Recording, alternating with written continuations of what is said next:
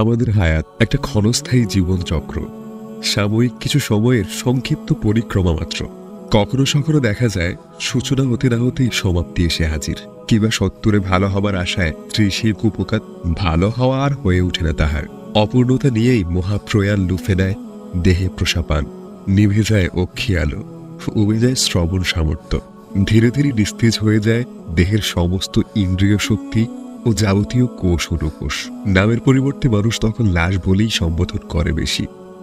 অর্থবিত্ত আর প্রভাব প্রতিপত্তি বেহাত হয়ে যায়।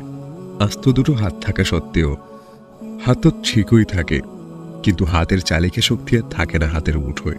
ক্ষমতার অহমিকায় যে হাত দিয়ে নির্বিচারে মানুষ মারত, যে হাত দিয়ে অন্যায়ভাবে জোরপূর্বক মানুষের জমি হাতিয়ে নিত, সে হাতটা এখন নির্জীব হয়ে লুটিয়ে আছে জমিনে। যে মুখ দিয়ে কথার খই ফুটিয়ে মানুষকে অপদস্থ করত, সেই মুখে এখন পায়চারি করছে মাছি।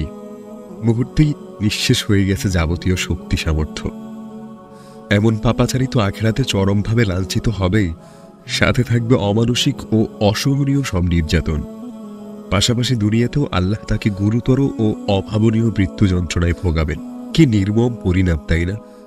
কি লাভ এমন নিন্দনীয় জীবনযাপন করে? কি লাভ সাময়িক সুখের জন্য চিরস্থায়ী আখেরাতকে বরবাদ করা? আর যাই হোক, কোনো বিবেকবান বুদ্ধিমানের কাজ হতে পারে না।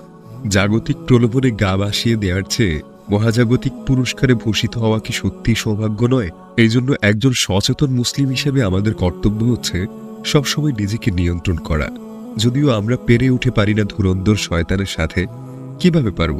তাকে যে আল্লাহ তাআলা আমাদের প্রতিটা শিরা উপশিরায় চলাচলের শক্তি দিয়েছে, সে আমাদের মন মস্তিষ্ক এবং কি শরীরের প্রতিটা রন্ধ্রে রন্ধ্রে ঢুকে আমাদের প্ররোচনা দিতে পারে।